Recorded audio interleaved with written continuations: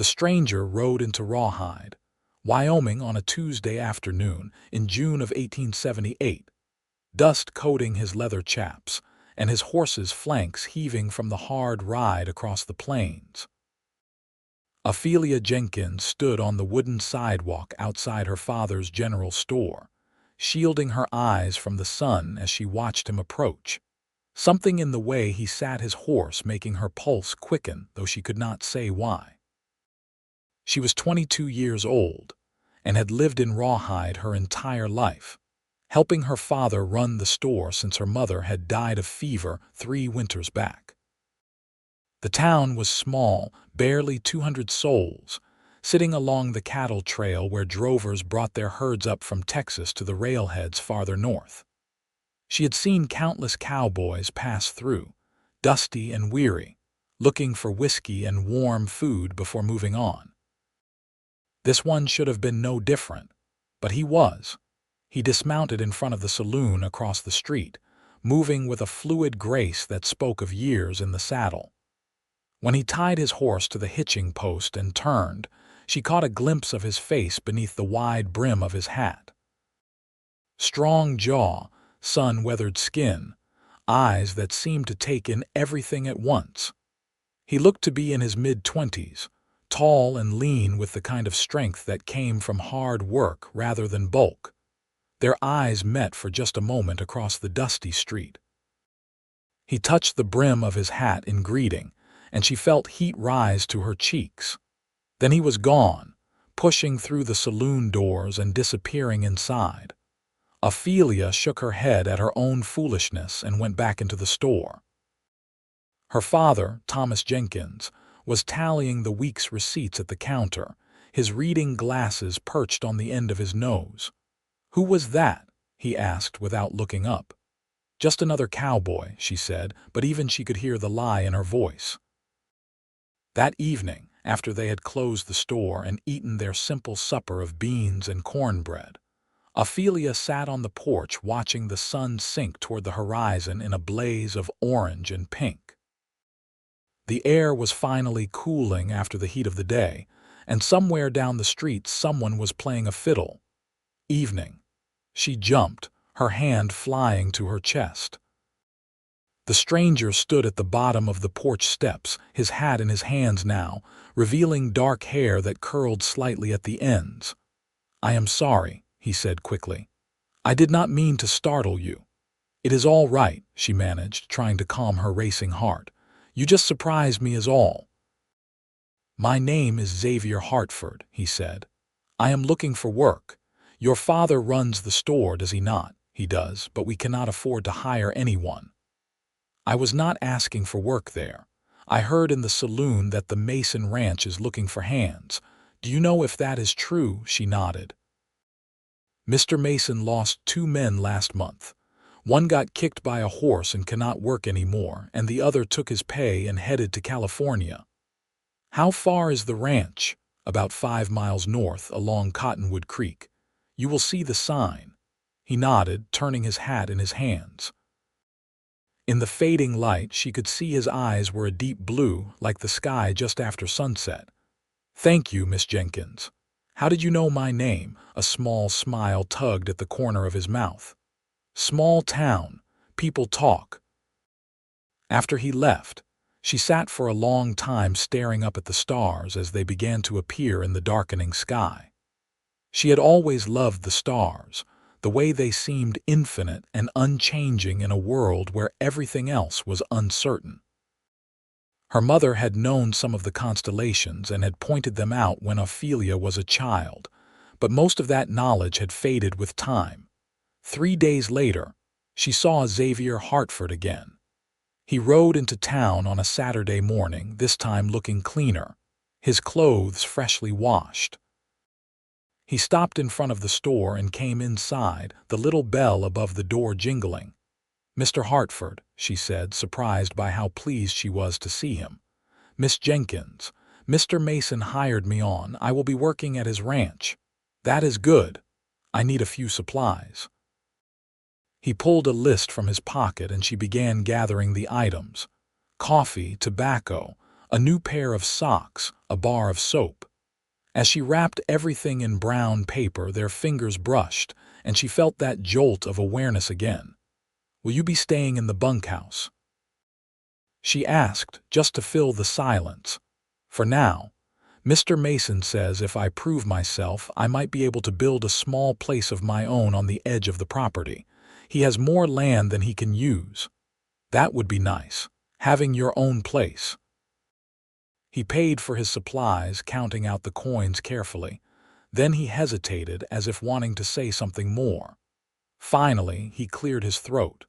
"Miss Jenkins, would you permit me to call on you sometime? Perhaps take you to supper?"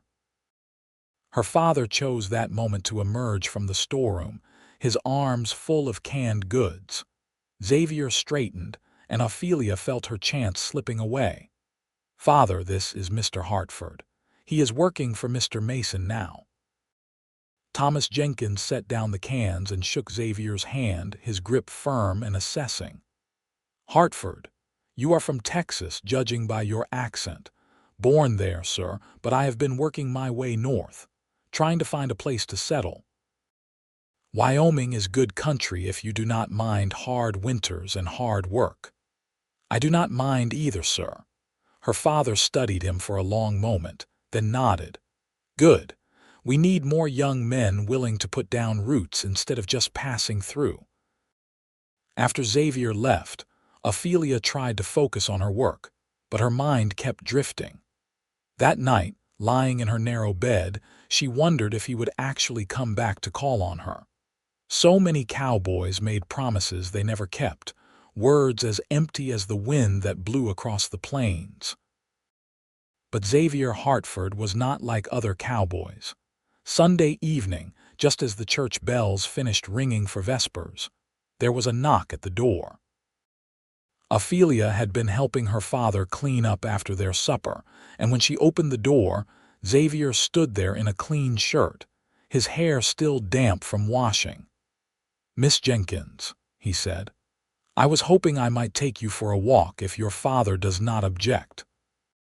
Thomas Jenkins appeared behind her. "Where did you plan to walk?"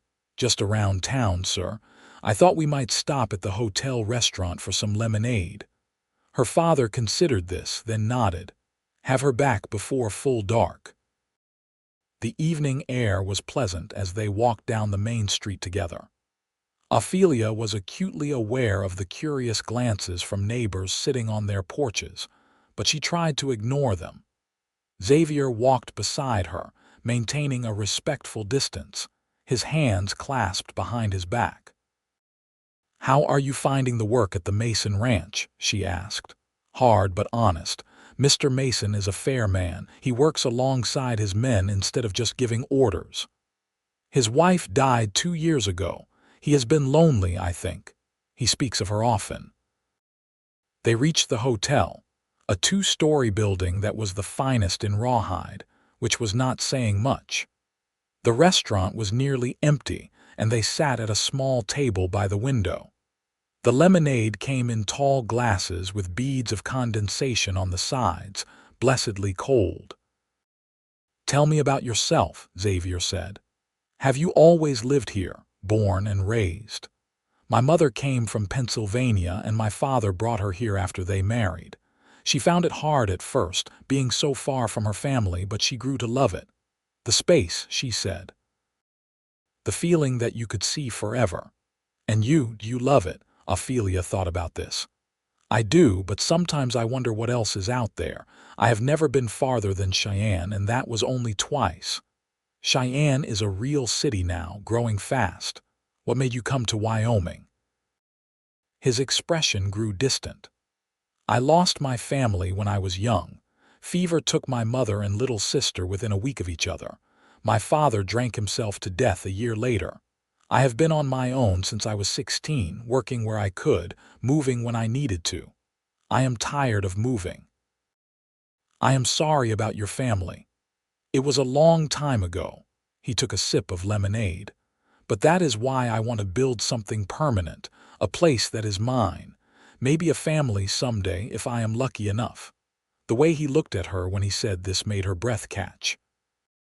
They talked until the light began to fade, and then Xavier walked her home. At her door, he thanked her for the evening and tipped his hat. As he walked away, she found herself already looking forward to seeing him again. Over the following weeks, Xavier came to town every Sunday evening. Sometimes they walked, sometimes they sat on her porch and talked. He was a quiet man, not given to flowery speeches or grand gestures, but there was something solid about him, something that made her feel safe. One evening in late July, as they sat on the porch watching the stars emerge, he pointed upward. "Do you know the constellations?" "Only a few. My mother taught me some, but I have forgotten most of them." "That bright one there, you see it? That is the North Star. It stays fixed while everything else moves around it. Cowboys use it to navigate. Show me more." He moved closer, his arm extending past her shoulder as he traced patterns in the sky. "Those 3 bright stars in a row, that is Orion's belt. The whole constellation is supposed to be a hunter. And that one there, shaped like a W, that is Cassiopeia." She could feel the warmth of his body next to hers, smell the clean scent of soap and leather. "How do you know so much about the stars?" "When you spend enough nights sleeping under the sky, you learn them. They are always there, always constant. You can count on them when nothing else is certain." "I never thought of it that way." He turned to look at her, his face close enough that she could see the darker ring around his blue irises. "Ophelia, I know we have not known each other long, but I need to tell you something." Her heart hammered. "Yes, I am falling in love with you." The words hung in the air between them, so honest and direct that she felt tears prick her eyes. "Xavier, you do not have to say anything back. I just needed you to know. Every time I ride into town, every time I see you, it gets harder to leave again. You are all I think about when I am working. Your smile, your laugh, the way you tuck your hair behind your ear when you are concentrating. I think about you too," she whispered. "All the time." He reached out slowly, giving her time to pull away, and cupped her face with his hand. His palm was rough with calluses but gentle. "May I kiss you?" Instead of answering, she leaned forward and pressed her lips to his. The kiss was soft and sweet, tentative at first, then deeper as his other hand came up to cradle her face. When they finally pulled apart, both were breathing hard. "I want to court you properly," he said, "with your father's permission. I want to build that house I told you about, make it nice enough for you. I want to give you everything. I do not need everything, I just need you." But he was determined. The next Sunday he arrived early and asked to speak with Thomas Jenkins. Ophelia waited anxiously in the kitchen while they talked in the parlor, straining to hear but catching only murmurs.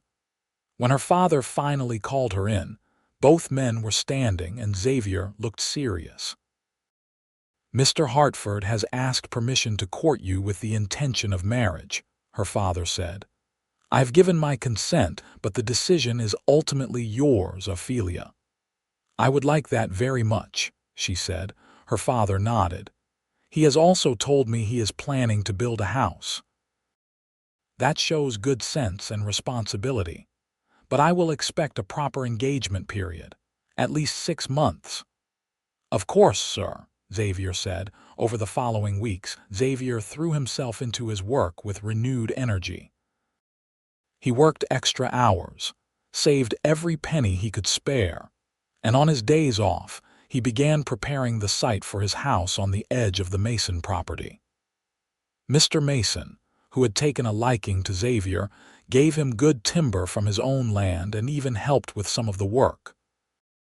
Ophelia visited the building site on a warm afternoon in August, riding out with her father in the wagon when they made a delivery to the Mason ranch. The location Xavier had chosen was beautiful, on a small rise overlooking a bend in Cottonwood Creek. The foundation was already laid and the frame was beginning to take shape. "It will have 3 bedrooms, Xavier told her, his face flushed with excitement and pride. A good-sized kitchen, a parlor with a fireplace, and a porch that faces east so you can watch the sunrise. "It is wonderful," she said, and meant it. "I am building it for us, for our future." She took his hand, not caring that her father could see. "I cannot wait." But building a house while working full days on the ranch was exhausting work, and she could see the toll it took on Xavier. He grew leaner, his hands more battered. She worried about him pushing himself too hard, but when she said as much, he just smiled. "I want it finished before winter sets in. I want us to be married by the first snow. Xavier, that is only a few months away. Then I had better work faster." He was true to his word. Every evening after finishing his work for Mr. Mason, he labored on the house by lantern light. Other ranch hands sometimes helped, and even men from town came out on weekends to lend a hand. Ophelia began to understand that Xavier was becoming part of the community, putting down those roots he had spoken of. On Sunday evenings, no matter how tired he was, he still came to town. They had established a routine now. First they would have supper together, often at the hotel restaurant, though sometimes Ophelia cooked for him and her father. Then, as the sun set, they would go to their favorite spot on the porch, and Xavier would point out the constellations. "That one there," he said one night in early September, "is Lyra. See that bright star? That is Vega. In a few months you will not be able to see it as well because it will be setting earlier. The stars change with the seasons. They seem to because the earth is moving around the sun. But they are always there even when you cannot see them." "Is there a constellation for us?" she asked playfully. He thought about this seriously. "Gemini is the twins, two figures standing side by side. That could be us, two separate people who are better together." She leaned against his shoulder, feeling the solid warmth of him. "I like that. Ophelia, I have something for you." He reached into his pocket and pulled out a small velvet pouch. When he opened it, a ring tumbled into his palm. It was simple, a thin gold band with a small diamond that caught the starlight. "It is not much," he said quickly, "but I wanted you to have something, a promise that I mean to keep my word. Xavier, it is beautiful." She held out her hand, trembling slightly, and he slipped the ring onto her finger. It fit perfectly. "We will have a good life," he said. "I promise you that. I promise you the moon and the stars and everything I can give you." She turned to look at him, this man who had ridden into her life just a few months ago and changed everything. "You already have given me everything. You have given me hope and happiness and something to look forward to." He kissed her then, deep and passionate, and she felt the future opening up before them like the vast Wyoming sky. September turned to October, and the house took shape. It was small but sturdy, built to withstand the harsh winters. Xavier worked on finishing the inside now, sanding floors, installing a stove, building cabinets in the kitchen. Ophelia helped when she could, measuring for curtains, choosing paint colors for the walls. "I want it to feel like home," she said one afternoon as they stood in what would be their bedroom, empty except for sawdust and the smell of fresh-cut wood. "It will once you are in it," he said. "You will make it a home just by being there." They set their wedding date for the first Saturday in November. It would be a simple ceremony in the town church, followed by a celebration at the hotel. Ophelia sewed her own dress, a pretty blue cotton that brought out her eyes, and her father ordered a new suit from the catalog for the occasion. But 2 weeks before the wedding, trouble came to Rawhide. A gang of outlaws had been operating in the territory, hitting ranches and occasionally the stage that ran between towns. They were led by a man named Silas Cole, who had escaped from prison in Colorado and gathered a group of hardened criminals around him. The law had been hunting them for months without success. On a cold Thursday morning, they rode into Rawhide. Ophelia was in the store when she heard the gunshots. Her father immediately pulled her to the back room. "Stay here," he commanded, grabbing the rifle he kept under the counter. "Father, no." But he was already moving toward the door. Through the gap, she could see men on horseback in the street, their faces covered with bandanas. They were firing guns in the air, shouting for everyone to stay inside. One of them dismounted in front of the bank. The robbery took less than 10 minutes, but it felt like hours. Ophelia crouched in the storeroom, her heart pounding so hard she thought it might burst. She heard more gunshots, screaming, the thunder of hooves. Then silence. When her father finally came back, he was pale. "They are gone. They hit the bank and took off toward the south." "Was anyone hurt?" The bank manager, John Walsh. "He tried to stop them and they shot him. Doctor Miller is with him now, but it does not look good." Ophelia felt sick. John Walsh was a kind man with a wife and 3 children. "Where is the sheriff?" "He and his deputy are riding after them, but they have a head start. They are also sending word to Fort Sanders to get the cavalry involved." That evening, Xavier rode into town hard, his horse lathered with sweat. He burst into the store and Ophelia ran to him. "I just heard," he said, crushing her against him. "Are you all right? Did they hurt you?" "I am fine. Father kept me in the back. Mr. Jenkins." Xavier looked over her head.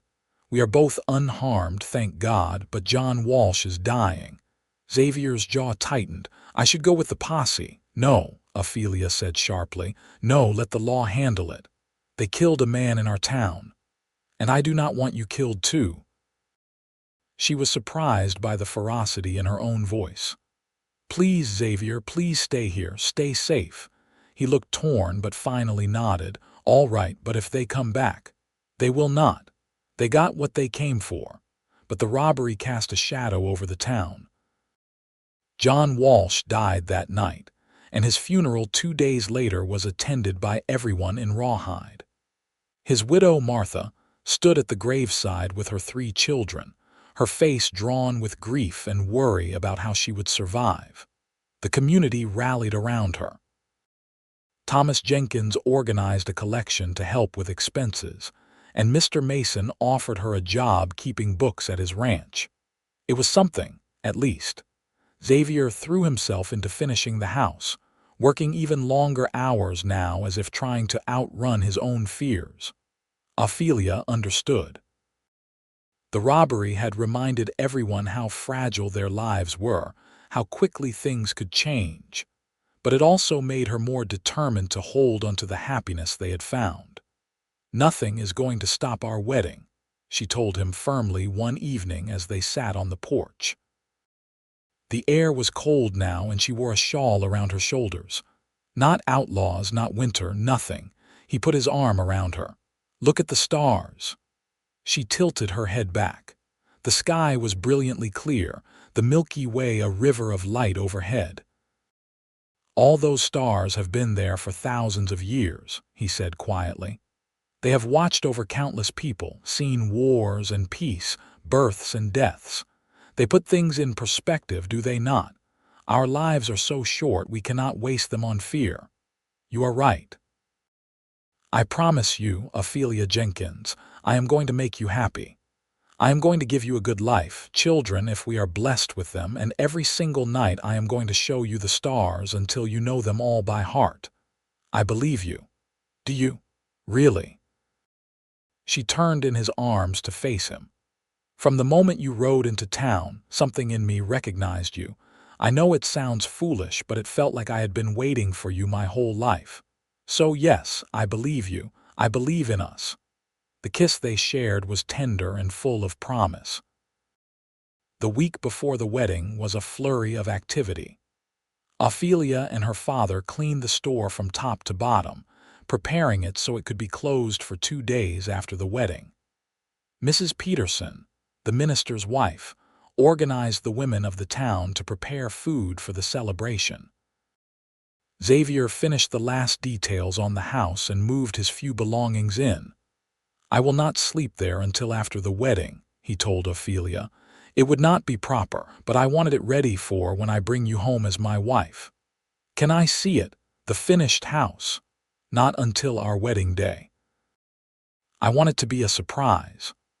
On the morning of her wedding, Ophelia woke before dawn. She could not sleep, too filled with nervous energy and excitement. She lay in bed listening to her father moving around downstairs, knowing this was the last morning she would wake in this house as his daughter. After today, everything would change. The thought was both terrifying and wonderful. Mrs. Peterson arrived early to help her dress. The blue dress fit perfectly, and they had sewn tiny pearl buttons down the back. Ophelia pinned her dark blonde hair up, leaving a few curls loose to frame her face. She looked at herself in the small mirror and barely recognized the woman staring back. Her eyes were bright, her cheeks flushed with excitement. "You look beautiful," her father said when she came downstairs. His voice was thick with emotion. "Your mother would be so proud." "I wish she could be here. She is here. I feel her presence." He held out his arm. Ready. The church was full when they arrived. It seemed like everyone in Rawhide had come, plus hands from the Mason Ranch and even some of the smaller neighboring ranches. Ophelia saw it all in a blur as she walked down the aisle on her father's arm, her eyes fixed on Xavier standing at the front. He wore a new suit, his dark hair neatly combed. His blue eyes locked on her with such love and intensity that she felt tears gathering. When she reached him and her father placed her hand in his, she felt a sense of rightness so profound it took her breath away. The ceremony itself passed in a haze. She heard herself speaking the vows, felt Xavier slide a second ring onto her finger next to the engagement ring. Then the minister pronounced them man and wife, and Xavier was kissing her and everyone was applauding. They walked back down the aisle together, and as they stepped out into the bright November sunshine, Xavier whispered, "Hello, Mrs. Hartford. Hello, husband." The celebration at the hotel was lively, with music and dancing and more food than Ophelia had seen in one place in years. She danced with Xavier, with her father, with Mr. Mason, with what seemed like every man in town. But always her eyes returned to Xavier, her husband, this man who was now bound to her before God and community. As the sun began to set, he leaned close and said, "Ready to see your new home?" They left amid cheers and well wishes, climbing into the wagon Xavier had borrowed from the ranch. The drive to the house took half an hour, and Ophelia felt her anticipation building. When they finally topped the rise and she saw it, she gasped. The house stood solid and welcoming in the fading light, smoke already rising from the chimney. But what made her gasp was the porch. Xavier had strung lanterns all along it, dozens of them, creating a glowing welcome. "Xavier," she breathed. "Wait, there is more." He helped her down from the wagon and led her to the porch. As they climbed the steps, she saw he had set up 2 chairs, side by side, facing east toward where the sunrise would come. Between them was a small table with a telescope. "I saved for months to buy that," he said, "so we can look at the stars together. So I can keep my promise about showing you the constellations." She threw her arms around him, holding tight. "I do not deserve you." "Yes, you do. You deserve everything." He carried her over the threshold and she got her first look at the inside of the house. It was warm and cozy, the wood floors gleaming, a fire crackling in the fireplace. He had built furniture, simple but well made. A table and chairs in the kitchen, a sofa and armchair in the parlor. Through an open door, she could see their bedroom and the bed he had constructed, already made up with a colorful quilt. "This is my mother's quilt," he said, following her gaze. "The only thing I kept from my family's home. I wanted it here, so in a way they could be part of our new beginning. It is perfect. All of it is perfect." They ate the supper he had prepared earlier, cold chicken and fresh bread and apple pie from the hotel. Then they went out onto the porch, wrapped in a blanket against the cold, and Xavier showed her the stars through his new telescope. See that cluster there? That is the Pleiades. In Greek mythology, they were 7 sisters who were transformed into stars. And there, that bright one, that is Jupiter. You can actually see some of its moons through the telescope if you look closely. She peered through the eyepiece, amazed at how close the stars seemed. This is incredible. I want to do this every night we can. I want to know the sky so well that we could navigate by it if we needed to. I want to teach our children about the stars so they always know how to find their way home. Our children, she repeated softly. I like the sound of that. He turned to her, his hand coming up to cup her cheek. I love you, Ophelia Hartford. I will love you until those stars burn out. I love you too. He kissed her then, deep and passionate, and she felt the heat rising between them despite the cold air. When he pulled back, his eyes were dark with desire. Come inside, he said, his voice rough. Let me show you how much I love you. Their wedding night was everything Ophelia had hoped and more. Xavier was gentle and patient, taking his time to learn what pleased her, making sure she felt safe and cherished. They made love by firelight, and afterward he held her close, stroking her hair and whispering words of love until she fell asleep in his arms. She woke in the middle of the night to find him gone from the bed. Panic seized her for a moment, but then she saw him standing at the window, looking out at the stars. Xavier, he turned, smiling. I am sorry. I did not mean to wake you. I just wanted to look out at our land, at the stars, and make sure this was all real. She got up, wrapping the blanket around herself, and joined him at the window. It is real. Sometimes I am afraid I will wake up and this will all have been a dream, that you will have been a dream. She took his hand and placed it over her heart. I am real. This is real. We are going to build a wonderful life together. I know.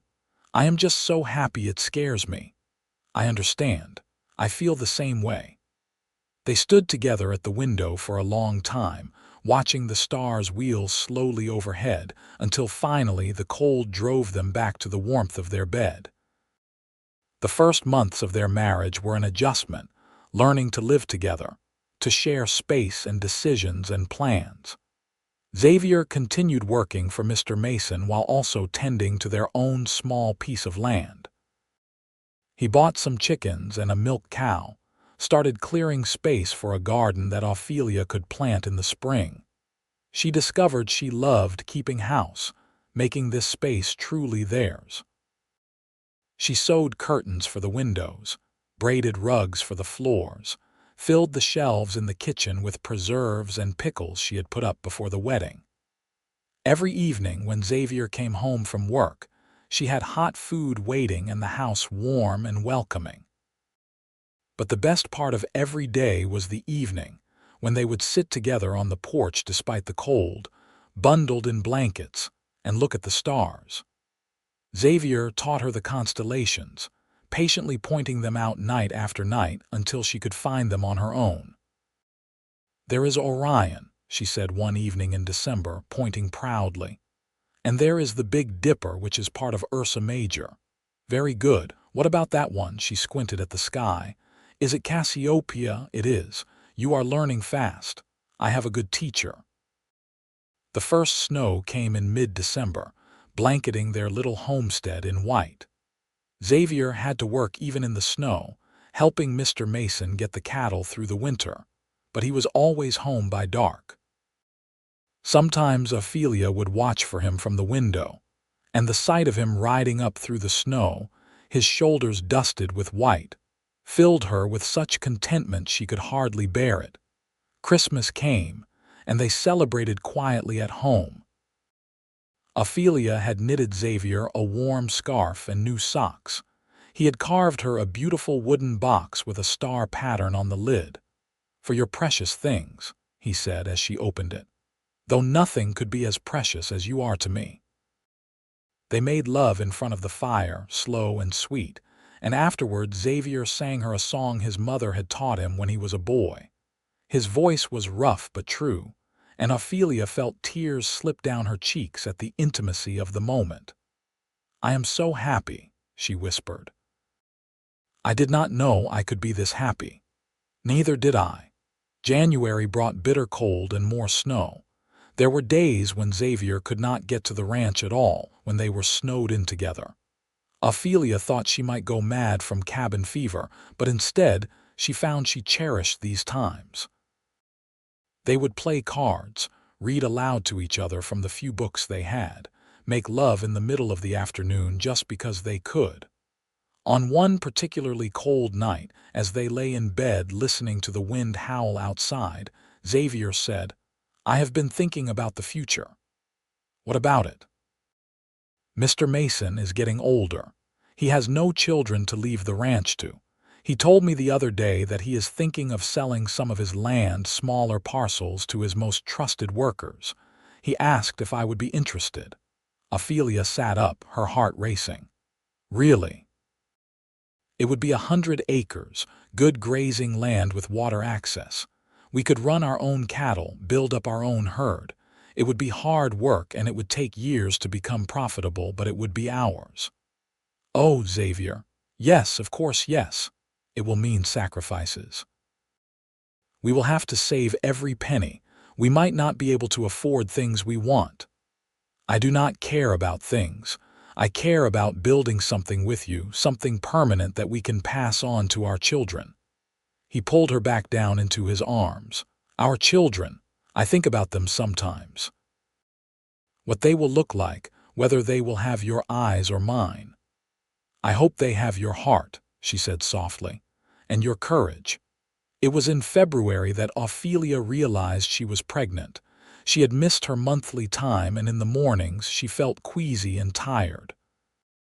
She said nothing to Xavier at first, wanting to be sure, but when a second month passed, she could no longer deny it. She told him one evening after supper. He had just come in from feeding the animals and she was washing dishes when she said, "Xavier, I need to tell you something." "What is it?" He heard the seriousness in her voice and came to her immediately. "I think I am going to have a baby." For a moment he just stared at her. Then a smile broke across his face, so wide and bright it transformed him. "Truly, truly, I am fairly certain. We should have the doctor confirm it, but all the signs are there." He picked her up and spun her around, laughing with pure joy. "A baby, we are going to have a baby. Careful, you will make me sick." He set her down immediately, his face concerned. "Are you all right? Do you need to sit down? Should I get you some water?" She laughed at his sudden anxiety. "I am fine. Women have been having babies since the beginning of time. Not my baby, not my wife." His protectiveness only increased over the following weeks. He tried to stop her from doing any heavy work, fussed over her constantly, asked her every day how she was feeling. It was endearing and occasionally frustrating, but she understood it came from love. The doctor confirmed what she already knew. The baby would come in early October, he estimated. A fall baby, which meant she would have the summer to prepare. "I want to build a proper cradle," Xavier announced, "and we will need to set up the second bedroom as a nursery. We should paint it, make it cheerful." "We have months yet," she reminded him. "But yes, let's do all of that." As winter turned to spring, Ophelia's belly began to swell. She felt the baby move for the first time in April, a flutter like butterfly wings inside her. When she told Xavier, he placed his hand on her stomach and waited patiently until he felt it too. "That is our child," he said, wonder in his voice. "Our baby. Yes. I am going to be a father. You are going to be a wonderful father." Spring brought new life to their homestead. Ophelia planted a large garden, vegetables and herbs and some flowers just for beauty. The chickens began laying more eggs, and the cow had a calf. Xavier worked with Mr. Mason on the details of buying the land, and by May, The papers were signed. They now owned 100 acres of Wyoming rangeland. "This is just the beginning," Xavier said as they stood on their porch, looking out at their property. "We are going to build something real here, something lasting. I know we will." The summer was hot, and Ophelia grew large and uncomfortable. She could no longer see her feet, and simple tasks like putting on her shoes became difficult. But Xavier was endlessly patient, helping her with everything, never complaining. In the evenings, they still went out to look at the stars, though now Ophelia sat rather than stood, her hand on her swollen belly. Xavier would talk to the baby through her skin, telling stories about the constellations, promising to teach their child everything he knew.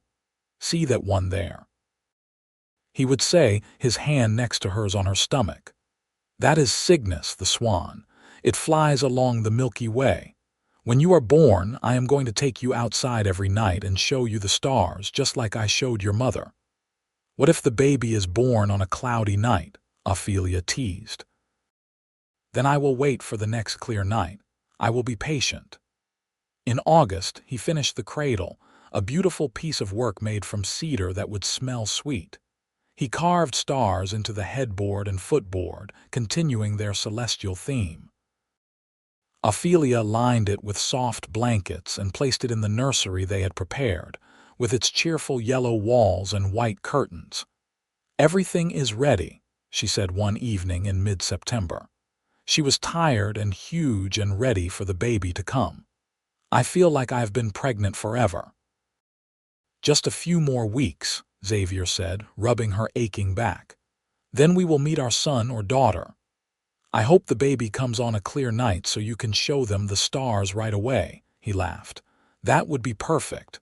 The baby did not come on a clear night. Instead, Ophelia's labor started on a gray afternoon in early October, rain dripping steadily from the eaves.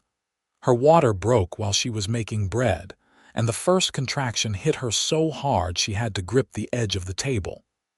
"Xavier," he was in the barn, and she heard him come running. When he saw her face, he went pale. "The baby! It is time." Everything happened quickly after that. Xavier rode to town through the rain to fetch the doctor and Mrs. Peterson, who had experience with birthing. Ophelia paced the house, breathing through the contractions that were coming stronger and closer together. By the time Xavier returned with help, she was in their bedroom, gripping the bedpost and moaning. The labor lasted through the night and into the next morning. It was harder than Ophelia had imagined, waves of pain that seemed endless. But Xavier never left her side, holding her hand, wiping her face with cool cloths, whispering encouragement. "You are so strong," he kept saying. "You can do this. I am right here." Finally, as the sun broke through the clouds outside, their baby was born. A boy, red-faced and squalling, with a surprising amount of dark hair. "A son," Dr. Miller said, placing the baby on Ophelia's chest. "You have a healthy son." Ophelia looked down at the tiny, perfect creature in her arms and felt her heart expand in ways she had not known possible. "Hello, little one." Xavier was crying openly, tears running down his face as he looked at his wife and child. "He is beautiful. He is perfect. What should we name him?" Ophelia asked. They had discussed names but never settled on one. Now, looking at their son, Xavier said, "What about Orion, after the constellation?" "Orion Hartford," she tested the name. "I love it, and it is fitting. He was born after a storm and the skies are clearing. Maybe tonight we will see the real Orion." That night, once Ophelia had rested and the baby had nursed and fallen asleep, Xavier carefully carried little Orion out to the porch. The sky was brilliantly clear after the rain, washed clean, the stars shining bright. "See, son," Xavier said softly. "Those are the stars. That is the universe. You are part of something vast and beautiful, and your mother and I are going to love you forever, as constant as those stars in the sky." Ophelia stood beside them, her body tired but her heart full. She looked up at the constellations Xavier had taught her over the past year, the patterns now as familiar as the face of the man she loved. "You promised me the moon," she said quietly, "and you gave me so much more." "I am just getting started," he replied, putting his arm around her. "We have a lifetime ahead of us." And they did. The years that followed were full of hard work and joy, challenges and rewards. Xavier built up their cattle operations slowly but steadily, and Ophelia proved to have a good head for the business side. They became known in the area as fair dealers and hard workers. Young Orion grew strong and healthy, a happy child who loved being outdoors. True to his promise, Xavier took him out to look at the stars almost every night, teaching him the constellations just as he had taught Ophelia. By the time Orion was 3, he could point out the North Star and Orion's belt with pride. When Orion was 2, Ophelia became pregnant again. This time, she knew what to expect, and while the pregnancy was still difficult, she handled it with more confidence. Their second child, a daughter they named Stella, was born on a clear winter night with the stars blazing overhead. "Stella means star," Xavier explained to little Orion as they looked at his baby sister for the first time. "Because she was born under the stars, just like you." "She is so small," Orion said wonderingly. "You were small once too, but you will be her big brother and you will help protect her." Orion took this responsibility seriously, and as Stella grew, he was constantly by her side, watchful and caring. Ophelia would watch her children playing together and feel overwhelmed with gratitude for the life they had built. The ranch prospered. With careful management and hard work, they built up their herd and gained a reputation for quality cattle. They hired their first ranch hand when Orion was 4, a young man named Billy who reminded Xavier of himself at that age, looking for a place to belong. Xavier treated him fairly and taught him well, and Billy became like family. Mr. Mason passed away peacefully in his sleep when he was 73. He left Xavier another 50 acres in his will, along with a letter that said, "You were like the son I never had. Build something good here." Xavier cried when he read it, and he made sure Mr. Mason's grave had a beautiful headstone and was tended regularly. When Stella was 3, Ophelia became pregnant once more. This pregnancy was harder than the previous 2, and she spent much of it exhausted and ill. Xavier worried constantly, but Dr. Miller assured them this was normal and that she and the baby were healthy. Their third child, a son they named Leo, was born on a hot August night. Unlike his siblings, Leo came into the world quietly, barely crying, his eyes already seeming to take everything in. He was a serious baby who studied everything carefully before acting. 3 children, Xavier said one evening as they sat on the porch, now wider and with more chairs to accommodate their growing family. 3 stars in our constellation. Are we done? Ophelia asked. She was 30 now, and while she loved being a mother, each pregnancy took more out of her. "If you want to be done, then we are done. You have given me so much already."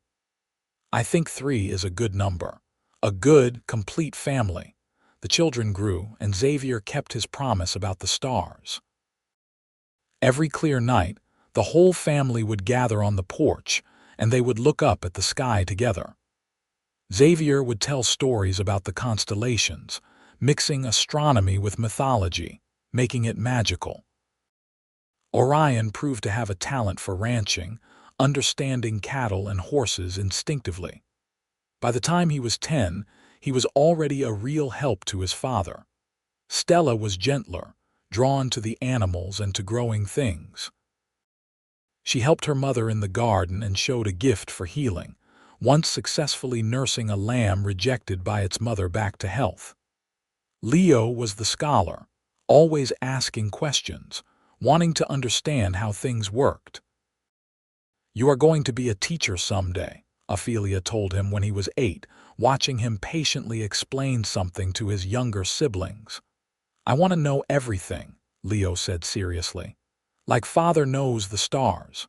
Your father spent years learning the stars. You have time."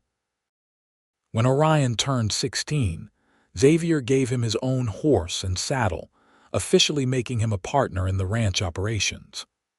Ophelia watched her eldest son, now tall and strong, and marveled at how fast the years had passed. It seemed like just yesterday he was the tiny baby she had held for the first time. "He looks like you," she told Xavier that night as they got ready for bed. "He has your eyes. All 3 of them have your eyes. But they have your heart, your kindness, and your steadiness." Xavier pulled her close. "We made something good, did we not? We made something wonderful." Over the years, Rawhide had grown too. The railroad had come through, bringing more people and more opportunities. The town now had a proper school, a larger bank, even a small hotel with a restaurant. Ophelia's father had passed away peacefully when Orion was 10, and she had sold the general store, though she still missed it sometimes.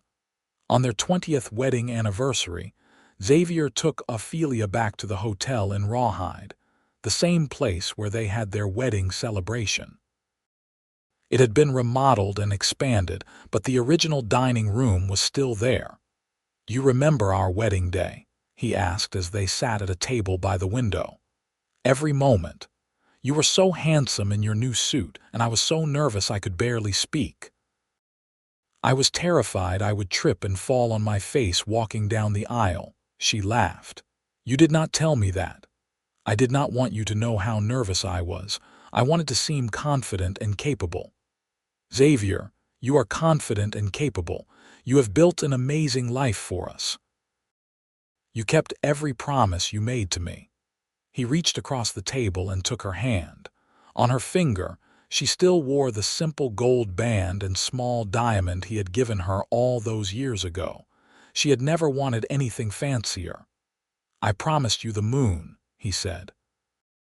"And I have spent 20 years trying to give it to you. You gave me something better. You gave me love and family and a home. You gave me the stars and taught me to navigate by them. You gave me everything I did not even know I needed."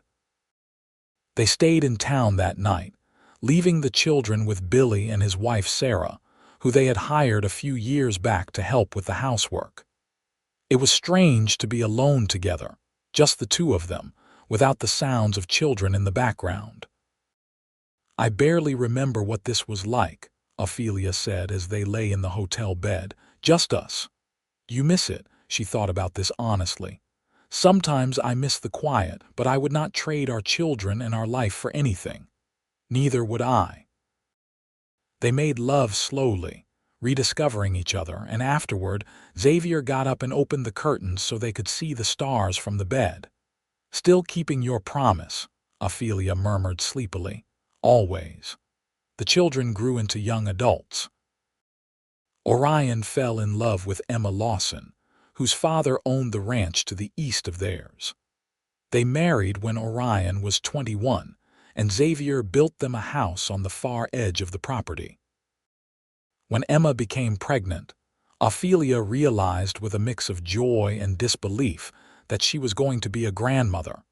Stella showed no interest in marriage, much to the frustration of several young men in the area. She wanted to study medicine and become a real doctor. It was an unusual ambition for a woman, but Ophelia and Xavier supported her. "If that is what you want, then we will find a way," Xavier told her. "There are medical schools that accept women now. We will save the money and send you east if we have to." Leo, at 16, was still deciding what he wanted to do. He loved the ranch but also loved learning. Xavier suspected he would end up doing something that combined both, maybe becoming a veterinarian.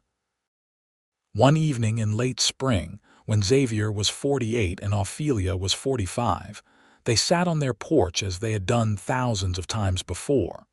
The children were all out doing their various activities, and the house was quiet. You remember the first time we sat here together?" Xavier asked. "Before we were married, when the house was brand new, you had hung lanterns everywhere. It was magical. I wanted everything to be perfect for you." She took his hand, their fingers intertwining automatically after so many years. "It has been perfect. Not every moment, but the whole of it. The sum of our life together has been more than I ever imagined. I am a lucky man. We are both lucky." They sat in comfortable silence for a while, watching the stars emerge as the sky darkened. Xavier had recently acquired a better telescope, and now he stood and adjusted it, focusing on something. "Come look at this," he said. Ophelia peered through the eyepiece and gasped. It was Saturn, the rings clearly visible. "That is amazing. The universe is amazing. And to think we are part of it. Our little ranch, our family, we are all made of the same stuff as those stars. Getting philosophical in your old age, getting grateful in my old age." More years passed. Orion and Emma had 3 children, 2 boys and a girl.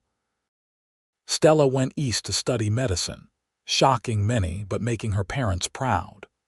Leo decided to go to the university in Cheyenne to study agriculture, planning to bring modern ranching techniques back to the family operation.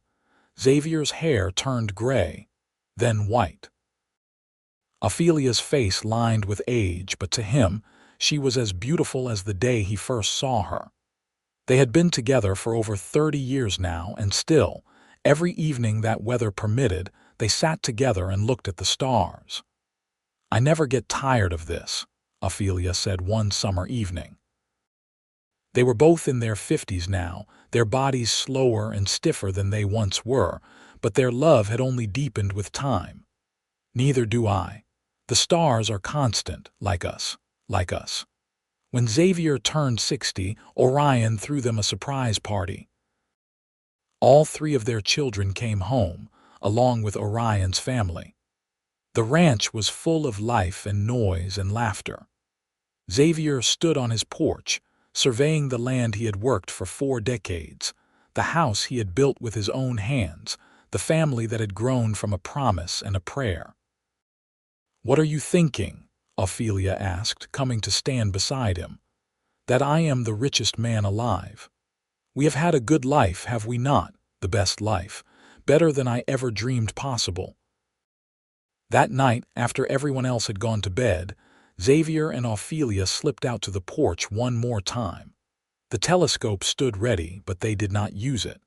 They simply sat side by side, holding hands, looking up at the vast sweep of stars. "You remember when I promised you the moon?"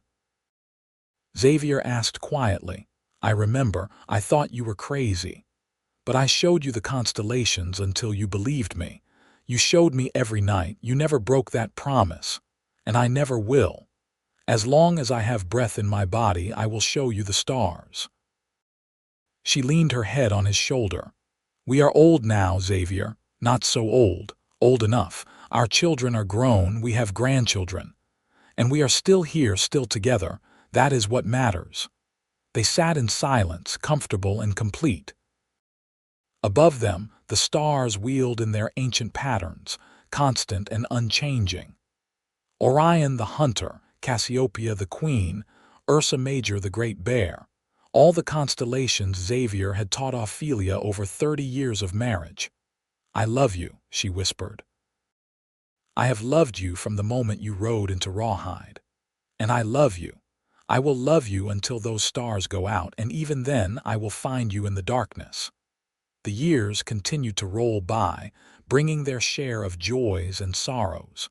There were more grandchildren, 6 in total eventually. There were hard winters and dry summers, good years and lean years. But through it all, Xavier and Ophelia remained constant, their love a fixed point like the North Star. When Xavier was 68, he fell from a horse and broke his leg badly. For the first time in his life, he was laid up for weeks, frustrated and in pain. Ophelia nursed him patiently, and every evening, even though he could not go outside, she would describe the stars to him, telling him what constellations were visible. "You have learned well," he said with a weak smile. "I had a good teacher." He recovered, though he walked with a slight limp afterward, but he refused to slow down, still working the ranch alongside Orion, still going out every clear night to look at the stars. Ophelia's health was more fragile. She had never been robust, and as she entered her 70s, she began to tire easily. The doctor said her heart was weakening, that she needed to rest more. She tried, but it was hard to rest when there was always something to do. One autumn evening, when the air was crisp and the stars were particularly bright, Xavier and Ophelia celebrated their 50th wedding anniversary. The whole family gathered once more, 3 generations now, to honor the love that had created them all. Stella, now a successful doctor working in Cheyenne, gave a toast. "To my parents, who showed us all what real love looks like, who built something from nothing and made it last, who taught us to look up at the stars and believe in something bigger than ourselves." Everyone raised their glasses, and Xavier felt tears in his eyes. How had he been so blessed? That night, after everyone else had gone to bed, he and Ophelia went out to the porch one last time. They moved slowly now, his limp pronounced, her breathing labored, but they still made the journey. 50 years, Ophelia said softly, half a century. And I would do it all again in a heartbeat. Even the hard parts, especially the hard parts, those are what made us strong. She looked up at the sky, at the familiar patterns of light. Which one is my favorite? You have shown me so many over the years I cannot remember. Gemini, the twins, 2 separate souls better together. Yes, that is us, still together. Always together. They sat for a long time, wrapped in blankets against the cold, watching the stars wheel overhead. Finally, Ophelia began to shiver, and Xavier helped her inside and into bed. As they lay together in the darkness, he held her close. "I am so tired," she whispered. "Sleep, my love, I will be right here. Promise me something, anything. When I am gone, keep showing our children and grandchildren the stars. Keep telling them the stories. Keep the promise alive. You are not going anywhere." "Xavier, we both know I am. My heart is giving out. The doctor has said as much." He wanted to protest, to deny it, but he knew she was right. He had seen her growing weaker, seen the way she had to stop to catch her breath after simple tasks. "I will keep the promise," he said, his voice breaking. "But please, not yet. I am not ready to lose you. I am not ready to leave." But we do not always get to choose. She fell asleep in his arms, and Xavier lay awake for hours, listening to her breathe, feeling the steady beat of her heart against his chest. When morning came, she was still alive, still with him, and he thanked God for another day. Ophelia lived through that winter and into the spring. She spent most of her time in bed now, too weak to do much else. The family took turns sitting with her, and Xavier was there constantly, rarely leaving her side. He would tell her stories about their life together, reminding her of moments they had shared. Sometimes she would smile and remember. Sometimes she would just hold his hand. On a warm May evening, with the windows open and the curtains fluttering in the breeze, Ophelia asked Xavier to help her out to the porch one more time. "Are you sure?" he asked, worried about taxing her strength. "I want to see the stars with you one more time." He carried her out, marveling at how light she had become, and settled her in her favorite chair with blankets tucked around her. The children and grandchildren gathered too, sensing this might be the last time. Xavier stood beside Ophelia's chair, his hand on her shoulder, and pointed up at the sky. "There is Orion the hunter, and there the Big Dipper. There is Cassiopeia, and there is Gemini, the twins, 2 souls better together." "I see them," Ophelia whispered. "I see them all. You taught me so well. I just kept my promise. You gave me more than the moon. You gave me a lifetime of love. You gave me everything." She closed her eyes, and for a moment Xavier thought she had fallen asleep. But when he looked down, he saw she was not breathing. Her face was peaceful, a small smile on her lips. Ophelia. She was gone, slipped away as gently as a falling star. The funeral was held on a bright, sunny day that Ophelia would have loved. People came from all over, the church overflowing with those whose lives she had touched. Xavier sat in the front row, flanked by his children, and listened as person after person spoke about his wife's kindness, her strength, her grace. At the cemetery, as they lowered her into the ground, Xavier placed a single white rose on the coffin. "Until I see you again," he whispered. The days after Ophelia's death were the hardest of Xavier's life. The house felt empty without her, even with family constantly coming by to check on him. He went through the motions of living, eating when he remembered, sleeping fitfully, working because it was what he had always done. But every evening, without fail, he went out to the porch and looked at the stars. "I am keeping my promise," he would say to the sky, to her, to the universe. "I am still looking at the stars, still remembering everything you taught me to see." Slowly, over the months, the worst of the grief subsided. It never went away entirely, but he learned to live with the ache of her absence. He threw himself into teaching his grandchildren about the stars, just as he had promised Ophelia he would. They would gather on the porch in the evenings, and he would tell them the stories, point out the constellations, pass on the knowledge. "Your grandmother loved the stars," he would tell them. "And every time you look up and see them, you can remember her, because she is up there now, part of that great cosmic dance." The youngest grandchild, a girl named Ophelia after her grandmother, showed a particular interest. She was only 8 when her grandmother died, but she had inherited Ophelia's curiosity and Xavier's love of the stars. "Tell me about Gemini again, Grandpa," she would ask.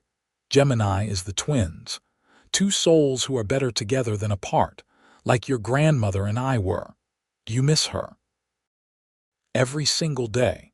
But I am grateful for the 50 years I had with her. Some people never find that kind of love." Xavier lived for another 5 years after Ophelia's death. He remained active on the ranch, though Orion handled more and more of the day-to-day operations. He attended his grandchildren's school events and celebrations, delighting in watching them grow.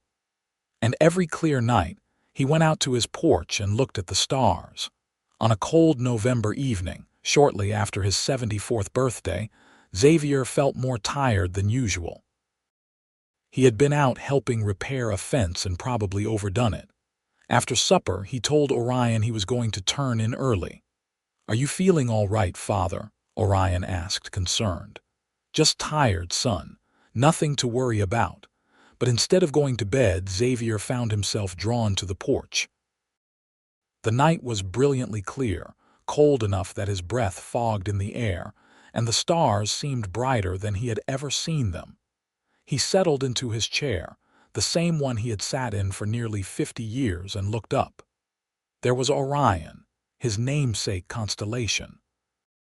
There was the North Star, constant and true. There was Gemini, the twins. "I kept my promise, Ophelia," he said softly. "I showed you the stars every night I could. I loved you until those stars burned out, and now I am ready to come home to you." He closed his eyes, and when Orion found him the next morning, there was a peaceful smile on his face. In his hand was an old, faded photograph of Ophelia from their wedding day. The family buried him next to Ophelia, as he had requested. On his headstone, beneath his name and dates, they carved a single line. He promised her the moon and spent every night pointing out the constellations until she believed him. The ranch remained in the family, passed down through generations. The house Xavier built with his own hands stood strong, weathering storms and seasons. And on clear evenings, family members would still gather on that porch and look up at the stars, remembering the love story that had created them all. Years later, when young Ophelia was grown with children of her own, she would bring them to that same porch. She would tell them about their great-grandparents, about a cowboy who rode into Rawhide in 1878 and fell in love at first sight, about a woman who took a chance on a stranger with nothing but dreams and determination, about two people who built a life together from hard work and hope and a shared love of the stars. "Look up," she would tell her children, pointing at the sky. "See those stars. They have been there forever, watching over us. Your great-grandfather taught me their names, just as his father taught him and his wife taught him. And someday, you will teach your children, and the promise will continue." The stars wheeled overhead, constant and unchanging, bearing witness to love stories past and present and future. And somewhere in that vast cosmic dance, two souls who had been better together than apart had found each other again, reunited among the constellations they had loved so well. The promise had been kept, the love had endured, and the stars shone on, eternal and bright, a reminder that some things, like true love, never really end. They simply transform, becoming part of something larger, something infinite, something as vast and beautiful as the night sky itself. In Rawhide, Wyoming, the story became legend. People would point out the Hartford ranch and tell newcomers about Xavier and Ophelia, about the house he built for her, about their 50 years together, about the promises kept and the love that endured.